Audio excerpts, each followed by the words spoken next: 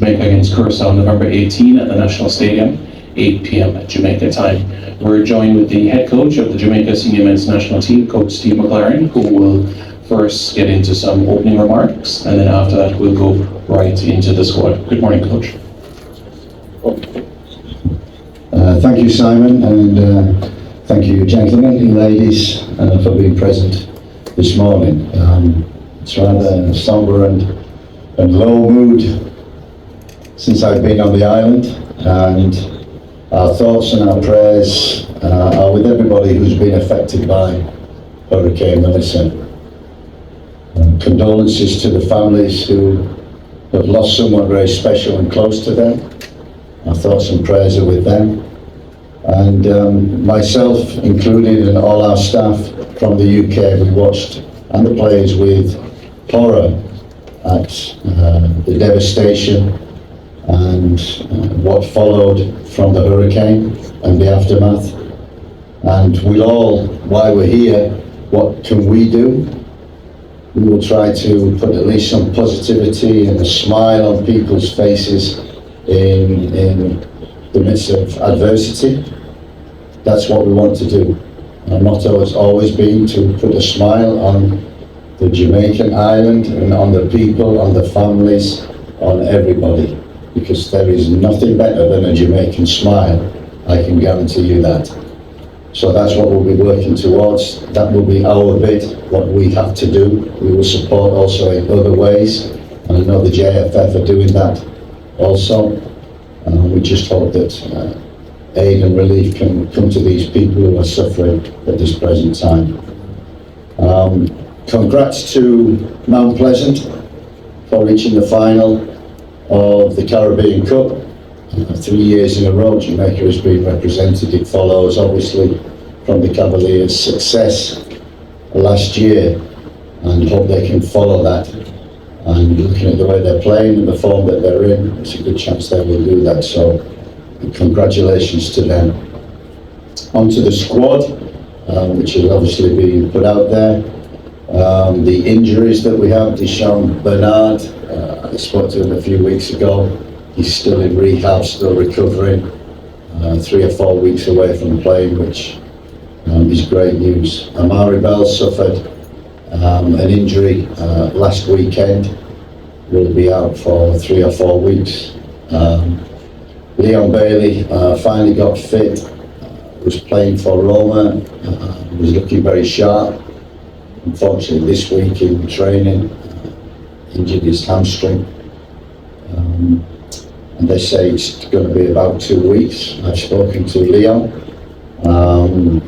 who's desperate to play some part in the next 2 games. And from the medical report that we've had, it could be touch and go whether he may be fit for the second game. So what I've said to Leon is that we will stay in touch. He will do his rehab in Rome, and if he's any near to fitness for the second game, we'll definitely fly him over and get him involved in the second game. He wants that. You know, from his loyalty to the country, he's devastated that he's picked up this injury, as he has. Casey Palmer's the other one who we brought him in the second game against Bermuda, played very well. Unfortunately picked up a knee injury. We didn't think it was bad. It turned out it was. Kind of medial in his knee. And they're saying 3 or 4 weeks with him. Again, he's like Leon, he's unbelievably disappointed to be injured. He has a chance for the second game, and again, we will leave it open until after the first game. Do the rehab at his club, and then too we'll report on Friday to see the progress that they made. You know, the inclusions from the squad that we've not had is Damari Gray is back and has been playing regular, and the introduction of Rico Henry, who since the summer and even before we've tried to acquire a passport. He's done the majority of things, He's flying in. We hope to get a change of association and a passport in place for the first game. If not the first, then the second. We met Rico in the Unity Cup. He came into the dressing room, came in to see the players, came in the meetings. So he has an idea, and he was enthused by what he saw in the performances in London, and he wants to play a part, and he's been itching to do that, coming back from a bad injury. So that's the inclusion from him. In terms of these games, we are focusing on one game at a time. So I don't want to talk about Curaçao, I will speak about that.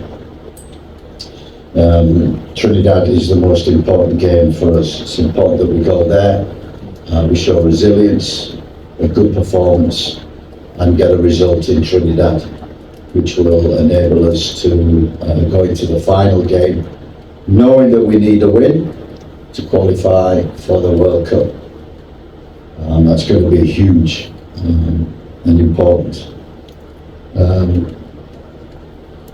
The most important people, not the players at the present moment or the staff or us getting together, it's the people of Jamaica. They're the most important at this time, and we will gather together and show support and encouragement and as much aid as what we can possibly do. But the best thing that we can do, the message to the players, is to qualify for the World Cup. That will be a huge lift and a boost to everybody. And it's important on Tuesday for that game that we have a full house. We get there from the kick-off at 8 o'clock, full house, and be prepared to fight along with the players for what will be the biggest game that has been in Jamaica for many years. So that's the goal, one step at a time, Trinidad first. Thank you, gentlemen, ladies. Thank you very much, Coach McClaren. So just a recap of the squad before we get into questions from the media. Goalkeepers, Andrew Blake, Jamali Wade, Tafari Chambers.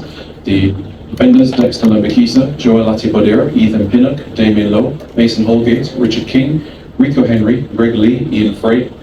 Midfielders, Isaac Hayden, Bobby Reid, Karoy Anderson, Joshawn Anglin, Sean Russell.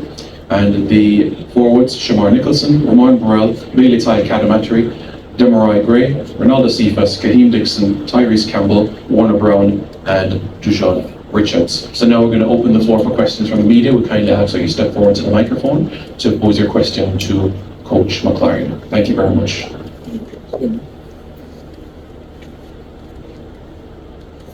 Good morning, everyone. Morning, Coach. Morning, Parkits, and One Umbrella Sport.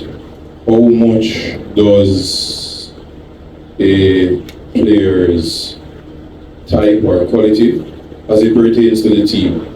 You know the type of play that you want from the team. So how much does the type of player determine whether they get included in the squad?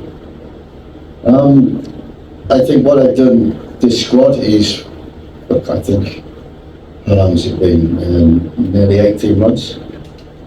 And 18 months ago, on the first day, the goal was qualification for the World Cup. And in that time, we've used a lot of players, but we've also had a core of players who's been regular and have been in every camp and every game with us. And some have come in late, but have been a part of us since the summer in World Cup qualifying games. And what I've tried to do is I've picked 26 players, and included in that are players who have played from day one. A few who have obviously come into the squad and performed well and stayed in the squad. But these players have shown their loyalty to Jamaica, to come into the camps, and their willingness to want to achieve the goal, which is World Cup qualification. So that's why I've picked 26. That's why I've picked the players that I've played. They've been in from day one. I trust them. They trust me. We all know what we want from each other. It's very difficult to introduce new players now and new things and try different things. I don't think now is the time to do that. I think we have to bed down our principles, what we've been trying to do. And these games are all about attitude, fight, and the will to win. And we have to have more will than anybody to win. And also with God's will, that will happen.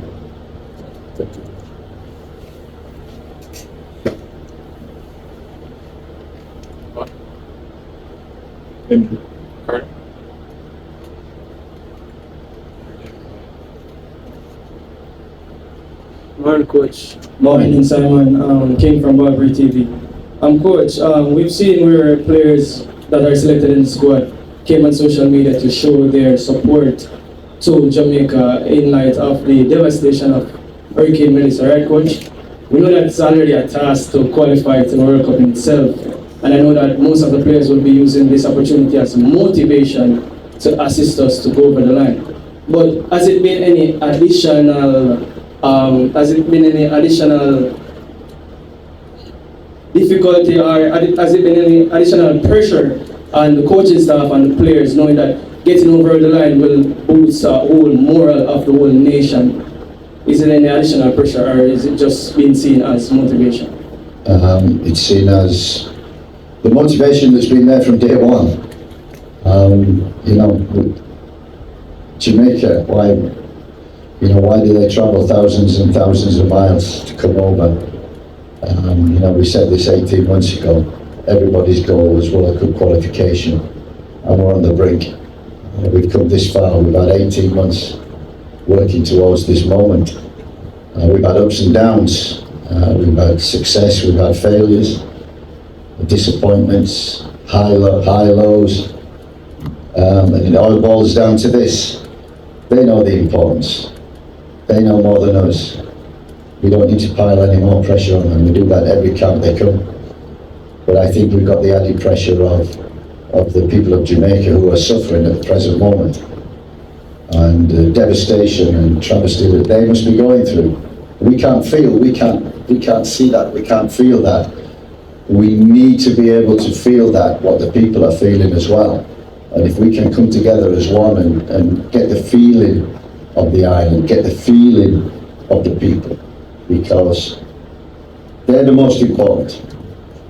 They're the most important people on this island, the families and the friends and the Jamaicans all over the world. They will be so proud if we achieve this. So that's the mindset we've had from day one. So it isn't the case of coming to the last camp and ramping up the motivation and ramping up the pressure. The pressure is there. We have to handle that, and the crowd will help us. I can't stress the importance of the game. Is 8 o'clock. We want to see the crowd there at 6 o'clock. We want to see them when we pull up on the coach. We want to see them when we walk onto the field to look at the field. We need to see them when we're doing the warm-up. We need them to be behind the noise, the music, the smiles, the motivation. We want to see that. We want to see the whites of the eyes of the people, to see how much it means to them, to know it means that much also to the players who must perform, to give to the people something which would be so special. David, Carter. Morning, Coach. Ricardo Chambers, Sports Chambers. Just a couple of questions relating to Rico Henry. You mentioned, based on what you said earlier, it sounds to me like he doesn't have his Jamaican passport yet. Can you explain the process and exactly what you will be attempting to do to ensure that he gets it in time for that next game against Trinidad and Tobago? Yeah, the process is ongoing. We have to have a change of association because he made 2 appearances at junior level for England. So that is in process. He must acquire a passport first. He's done everything in London that he needed to do. All the documents are in place. He just needs to visit PICA, apply, sign, and then pick up his passport the next day. So I'm hoping to do that. Unfortunately, he plays on Sunday, so he can't come till Monday, so that will have to be Tuesday, Wednesday. Hopefully that will be done, and we get clearance on Wednesday or Thursday for him to be involved in that first game. If not that one, then hopefully by Friday, and then we've got the Monday for the second game. Yeah, it sounds to me that, based on the timelines that you've just outlined, that there requires some level of collaboration between the JFF and the PICA. How is that going at this stage? Yeah, that's always been the case whenever we've tried to acquire passports for players, and that has been difficult. That's a difficult process. We do look at other countries who seem to be straight away including players and getting players in, and all of a sudden, we see Trinidad and we see Curacao with new players that have come from nowhere. We don't know their process, but this is the process in Jamaica. We must adhere to that, and we do. So we try to plan early, and we have done with Rico since summer. And this has been the only opportunity, because a visit to the island to collect, to put in and then collect a passport has always been the difficulty in terms of the schedule that the players have. Is this the most difficult process you've dealt with as coach in situations like this? The process has been very difficult all the way through for 18 months, and I presume even before that. So it's one of the things that we have to deal with. But that's the process. We have to deal with it. Sounds like you're not very happy with it, coach. Everything could be quicker. I'm not satisfied with anything. Everything should always be done quicker and sharper, and we should have this and we should have that. And maybe I ask for too much, but that's my job, to make sure that we fight to get the best players that we possibly can. All the other nations are doing it. You see with Trinidad, you see with Curacao, they're doing it, and we have to do it in our way, exactly the same. Yeah. I want you to talk a little bit about Rico, coach. I know he's had, a couple of ACL tears, I think one in 2016 and one a couple of years ago. Both knees, he's 28 years old now. How much do you expect him to add to this unit, and how important do you think he will be, especially with Amari Bell now out? Rico is a very good player. He's a Premier League player. And he's had bad injuries, he's come back, he's fought back. Shows the mentality of the boy, and he plays like that, with that kind of mentality. Enthused, loves playing the game. And he's, this season, not played regular, but had games, and is trained and is fit and looks very, very good, looks very, very sharp. He played last week in the EFL Cup. And played very well along with Ethan, who's had minutes as well. So I have no hesitation in bringing Rico in. It's the ideal age. He's recovering. He's got the experience. He's a Premier League player. He can add to the squad. And you're saying, coach, that you feel he is ready to walk right into this setup? Absolutely. Otherwise, I won't pick him. Thanks, Ricardo. Javon. Javon Parchment here from Unseen Sports TV. Coach, you spoke on don't want to really bring in new players at this moment, but other people would say Rico Henry will be new. And we have a striker, Trivante Stewart. He is doing well in Israel for McClaren, scoring goals and doing some good stuff at his club. What is the process you're looking at right now in bringing players like that in tip-top shape, tip-top form in your club competition? I think knowing players and working with players, I think is always an advantage. If I go through the four strikers, Shamar is the best in the Caribbean, and I think Shamar became our talisman. You saw him in the last game, especially at home against Bermuda. He was the leader, he was the front man, he was the hustler, he was there, he was fighting for the ball, he was fighting for everything. And Shamar we've had ups and downs with, in form, out of form, but he's coming at the right time. and the last game. So he's so important to us. The amount of goals that he scores against Caribbean teams, which is the reason why we brought him back into the fold. And so it's a no-brainer. As a talisman up front, you need that number 9, and he is it. We brought in other players when we struggled. First of all, we brought in Warner Brown in the St. Vincent games. We introduced him in the second game. He got the first goal, great goal. Got us such an important goal against the BVI for us to win. He brings energy, attitude, exactly what we wanted. We wanted strikers who could run behind, cause defenders problems, run in the channels, and also score goals. And Warner Brown, he scored goals. His goals got us points against Guatemala. You know, he scores 2, so he scored goals.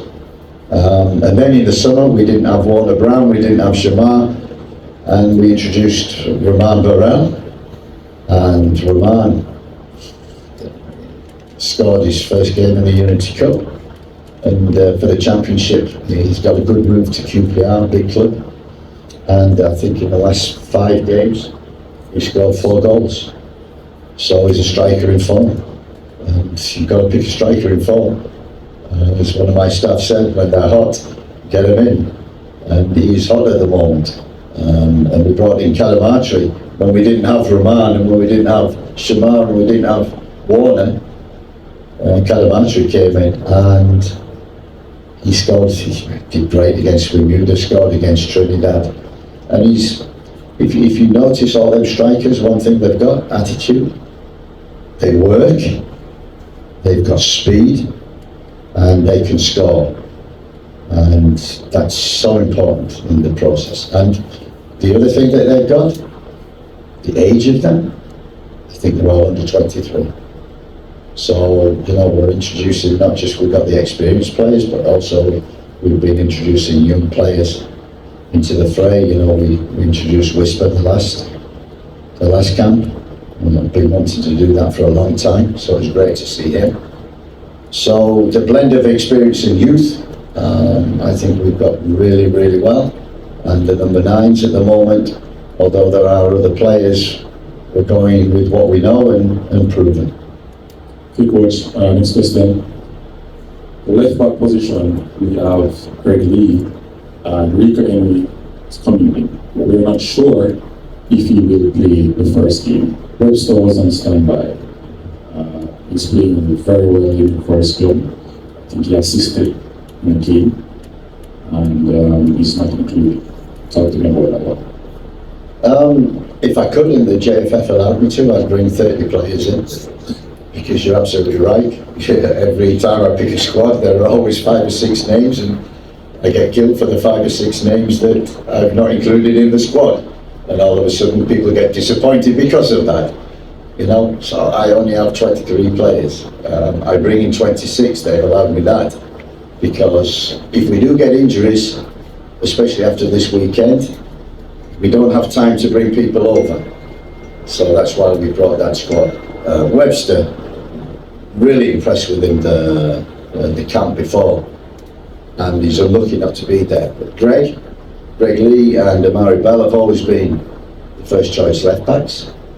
Amari dropped Sam. We've always wanted to bring Rico in, who's got that experience, and Premier League experience, and that's why I'm choosing. If I could, bring the likes of Kyle Duncan in and Webster. And you know, we brought in Reed the last time as well. If I could bring 30 players, I would bring 30 players because they're all of a quality to play for this team. But my choices are limited, and I go with what I know. Based on that, you say your choices are limited. Well, we're looking in the middle of the park. There's no out-and-out number 10, a creative player that you want to, you know, create something for us. Casey Palmer is out because there's an injury. That's a good game in the last window. Are we going to create in that year without a number 10? You know, I think one of the things that we did in the Unity Cup, and I don't know it off the top of my head, but I think we scored quite a few goals in the Unity Cup. We were struggling, I agree, And we talked about that against St. Vincent, and we improved in terms of our chances. In the summer, we improved in the Unity Cup. In Guatemala, we scored 3 goals at home. And we scored even in the Gold Cup. In the World Cup Qualifiers so far, we've scored 10 goals. So, we have players who can create, and we've got players who can score. We need to keep that going. So, that's something we've always looked towards. And we've got players with speed, individual talent and ability that can create things from nothing. So we hope that will work in the next 2 games. Is there any player on standby? Yeah, there's a lot on standby, but I can't name them at the present moment. As I said, I'd love to bring 30 in, but they will be on standby, and we have crossed fingers today and tomorrow that every player comes through. Thanks, Trevon. Matthew. Good morning, Simon. Good morning, Coach. Morning. Matthew McClaren from McClaren Sports. Coach, generally, when selecting a squad, how do you weigh a player's club form and minutes against their performances in the national team?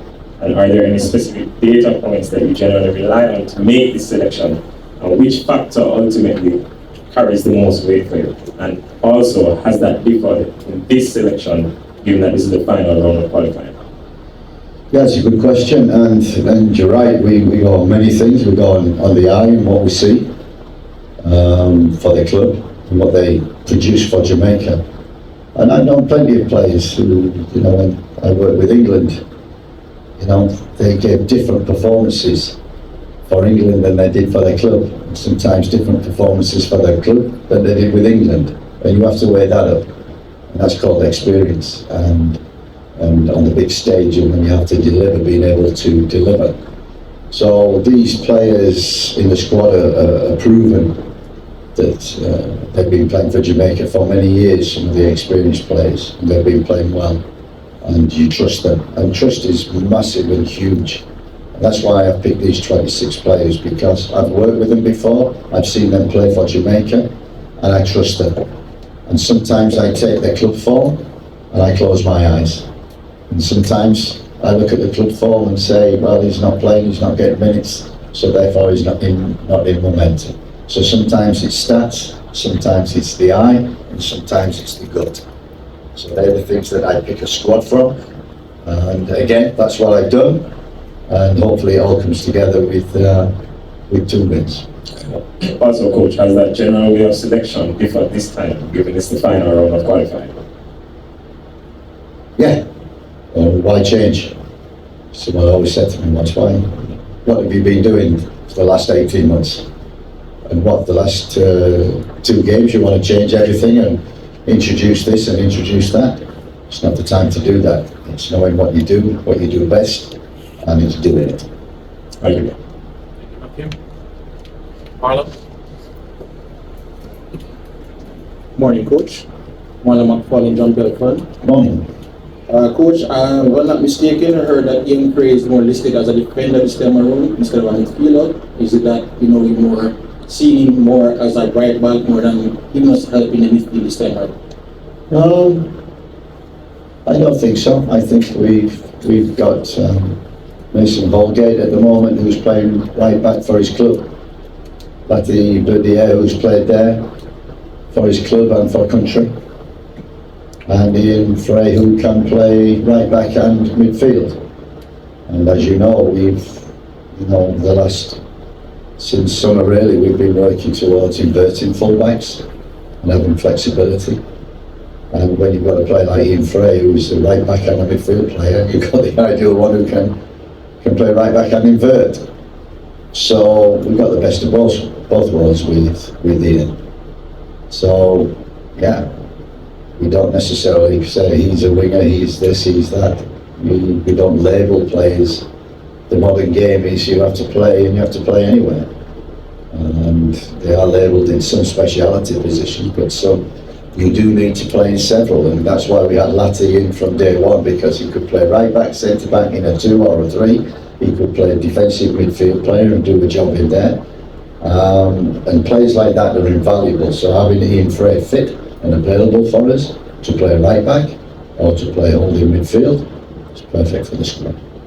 All right, coach, as well, Anglin came off injured early in the game on Wednesday. I know you included him in the squad today, but can you give us an update on his health status? And if he's not able to continue in the camp, is there a specialist number 6 or number 8 that is ready to compete? We see Anglin as an 8, not a 6. He's a box to box. I like Anglin. I've liked him from day one. Yes, he came off after 20-25 minutes the other night. I watched the game and I was very worried when he came off, but the medical team, and we know them well because they're part of the medical staff, so he's okay. He's no problem, has no pain, and has been training the last 2 days. Will join us and train on Sunday. Thank you. Thank you. Thank you, Marlon. Any further questions? I want to thank everybody for being here this morning. We appreciate your support and stay tuned for more updates. Thank you very much, everybody. Thank you, gentlemen.